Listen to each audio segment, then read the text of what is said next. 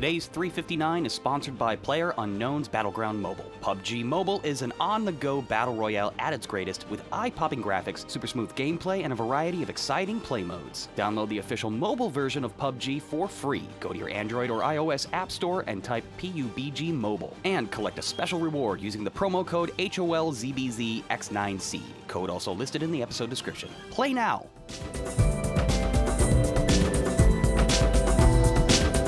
Take two. I screwed everything up. Well but done. That's the charm of this show, right, Ben and Alfred? It's really I love how we continually get worse with each new episode. Very much a DIY podcast. That's now, right. So. That's A right. DIBVG. It's dude, you're doing great. The fact that the TriCaster didn't completely fall apart this time is proof enough that you're learning. I'm just really glad the microphone wasn't working before because we had accidentally unveiled some secret information about the Apple event tomorrow. That's right. And I'm That's really right. glad that that wasn't caught. So We're both under a very strict embargo, and we know that they're going to be releasing a new. can we cut off the mics again? Sorry. Okay, that's all a lie. We're not under embargo, but we are going to be talking about the Apple event and what we are expecting, the various rumors and reports that have been coming out about it. And we'll also round out the show with Sam's Club Now, which is Walmart's effort that's similar to Amazon Go. Anyway, send in your questions and comments. We'll get to as many as we can at the end of the show. Let's get to the podcast. Stand by for podcast time in 3 minutes and 59 seconds from 3, 2...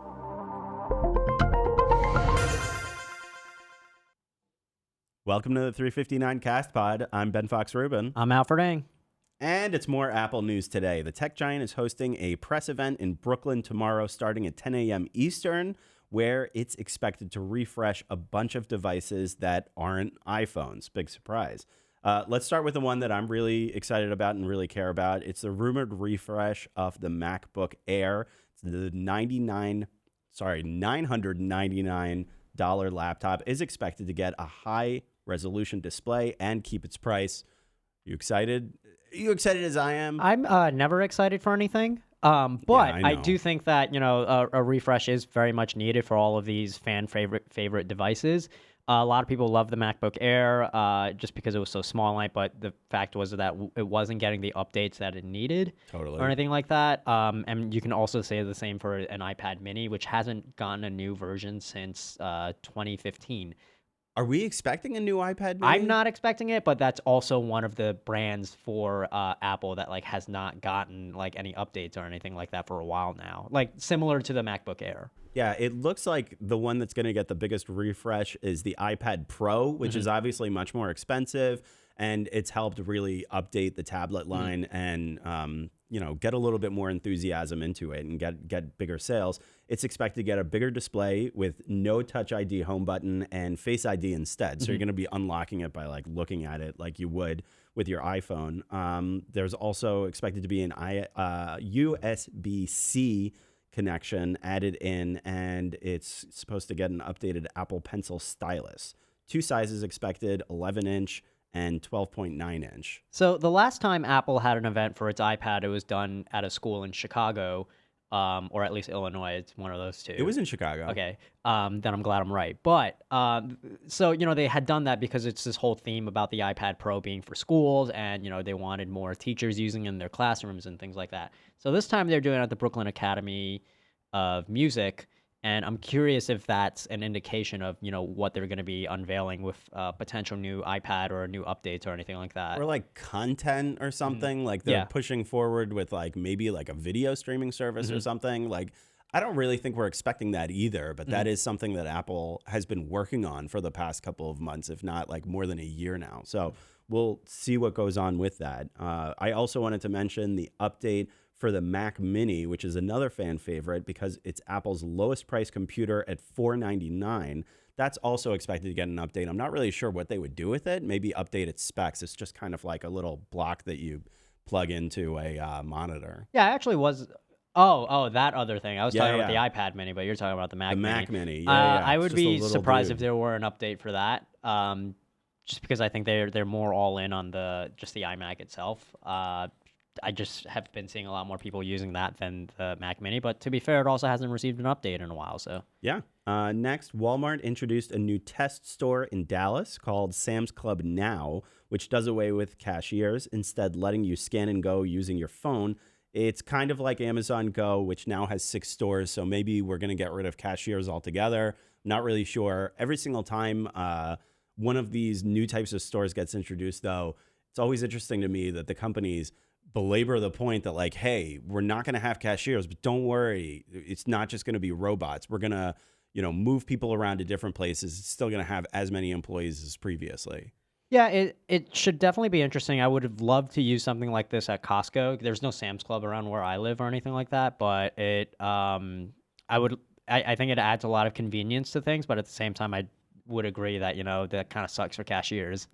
Dude, literally every single time I go to Costco, there's like a line of like 300 people. Yeah. So that's why I don't go that much. That would really be a value to having that type of situation. And maybe we'll see if Walmart's getting into it, Amazon's getting into it, maybe we'll see a lot more of this kind of thing in the future.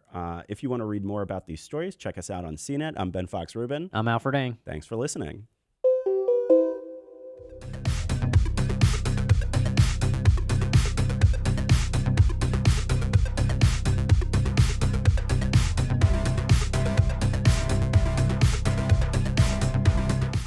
And thanks for joining us for the recording of the audio podcast. As bumpy as it was, I don't know, it wouldn't be Monday if I didn't screw something up. So anyways, let's go ahead and jump into the chat and take some questions and comments from you guys to keep the conversation going.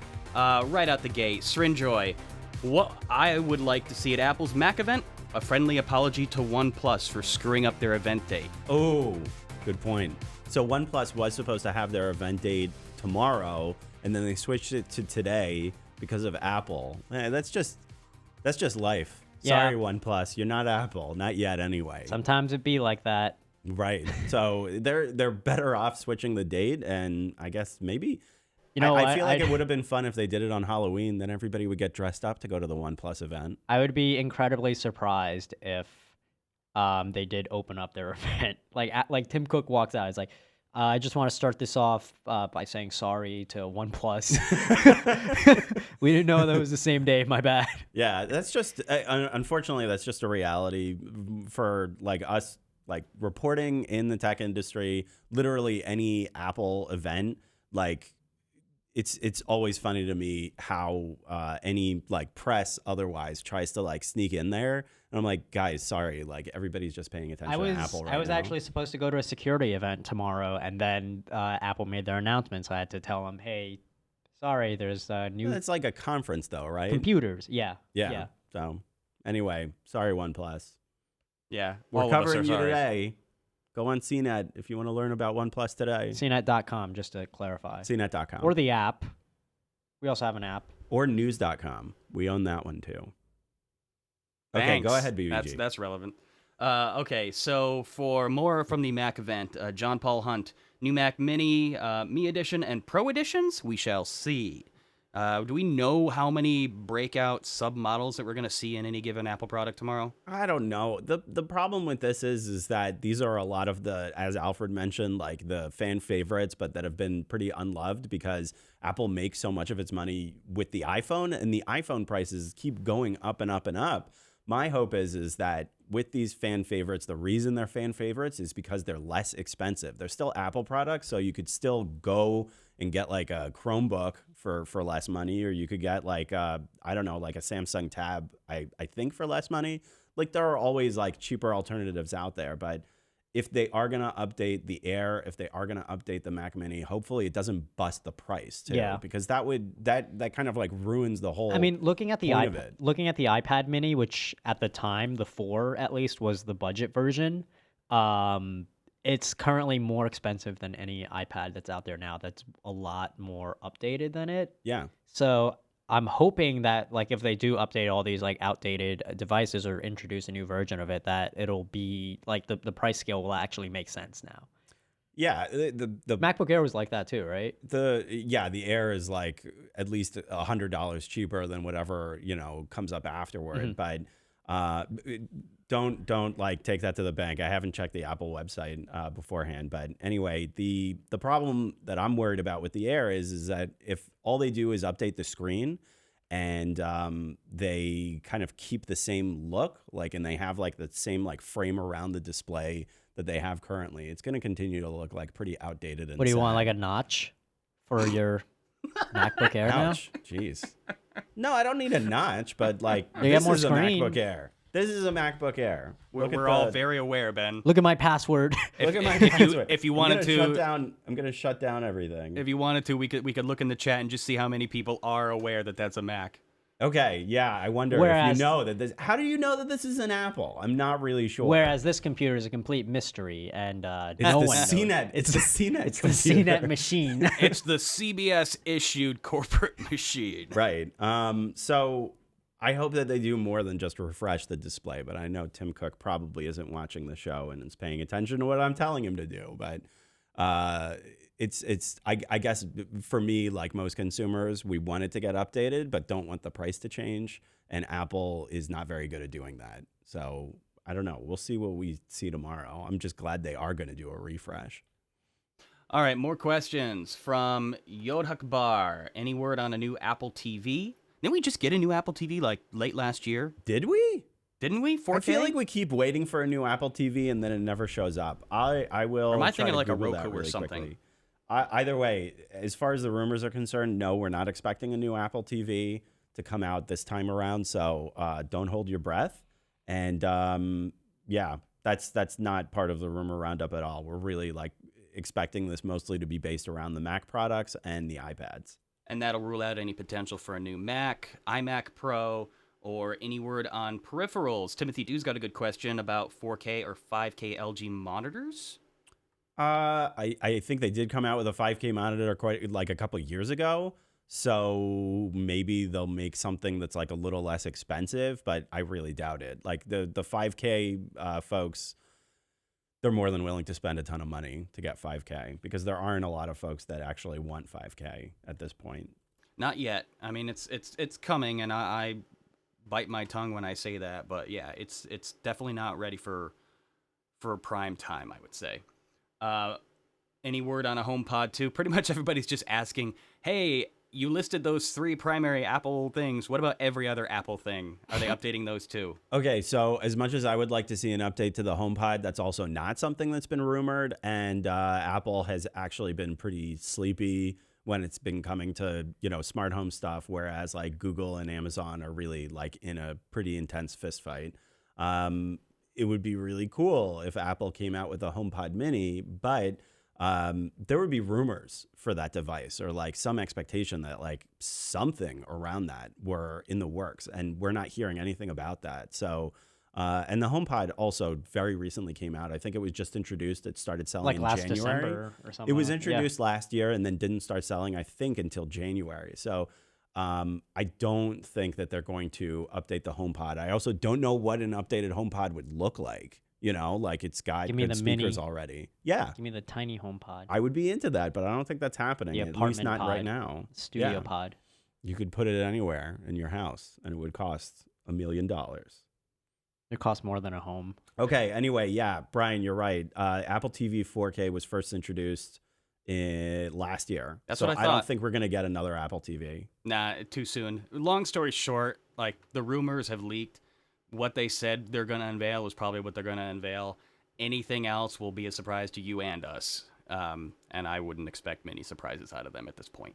Yeah, I think the MacBook Air, as long as they refresh the design and give it a higher resolution screen, that really is going to be a crowd pleaser for a lot of people. People have been waiting for that for years. Every single time there's a Mac event like this one in October, usually like the what we would like to see type of thing from tech reporters always includes a refresh of the MacBook Air. And usually what they only end up doing is improving the processor, like the guts of the thing. So I would definitely want to give them credit where credit is due if they spent any time improving this device, because they don't make nearly as much money off of the Air as they do with their iPhones. Like the iPhone XS Max, I mean, I can only imagine what the profits are on a device like that. So yeah, $1,000 device, Apple doesn't really care as much about. All right, when it comes to a laptop anyway. I really want to get into the Sam's Club now, but we got a couple more real quickies about Apple event. I like this question from Ed Hudley. Has Apple abandoned trying to push the iPad Pro into business? Haven't really heard anything since the relationship with IBM. That's a good point. Like, what is the iPad supposed to be doing now in their latest update? I mean, it looks like what Apple wants with the iPad Pro is mostly in schools. I think they want it to compete with what Microsoft is doing with its Surface and also what Chrome has been doing with all its Chromebooks in all these schools. They talk about how the iPad has much more usability, or like it lasts much longer than a Chromebook would. For students, like a school can buy, they're a lot more expensive than Chromebooks are, but they can buy these iPad Pros and they'll be able to use them for like years as opposed to Chromebooks, which are obviously a little bit different. So I don't really see it as like selling it to like a company or a business or anything like that, but they are dealing with like departments of education like across the country. So there was that IBM push. That's a good point from the commenter. There was that IBM push. I would imagine they probably have a couple contracts out there, but that did get a little bit quieter afterwards. So yeah, I'm not really sure what the status of that is, but I imagine they got at least some people to get them. All right, moving on. Here's one from Josh Boyda. Let's move into the Sam's Club now, because this is kind of an interesting idea. For one, like, we've seen the scanning stuff before. What I was really interested in, we only kind of brushed on, was that it maps the store for you. You can use voice commands to help you use it to find specific things in the store, which goes against all the laws of the grocery store, right? Just that any grocery store I know of hides all the important stuff and makes you browse through all the candy and crap to make you want to buy more on the way to the essential thing you came there to buy. But yeah, that's me. Maybe we can talk more about that later. Josh says, I know that the grocery stores with the cashierless approach, there's been a lot of pushback from the grocers union. I don't know much about that, but he goes on to say, I don't know how I feel about having an app for every single store I shop at. It seems to be more cumbersome than just having a regular self-checkout. So I guess, what do we feel about this whole phone shopping situation? Luckily, it's not nearly in the mainstream. As I mentioned on the show, like earlier on the podcast, Amazon Go only has 6 locations. That's Amazon's small cashierless convenience stores. And this is just a test store in Dallas, like the Sam's Club one. So if it's going to end up becoming a much bigger deal, it's probably going to take a couple years for that to happen. But if Amazon sees a lot of benefit in this, if Walmart sees a lot of benefit in it, then I would expect it to start generating a lot of interest. But at this point, they're not really like laying people off, or they're not reducing their staffs to have these types of stores because they know that people have this sensitivity to automation. Whether that's going to change when there are hundreds or thousands of these stores, it still remains to be seen. And, it's the technology is still new enough that I don't know if this is going to result in people shopping more at these stores or not.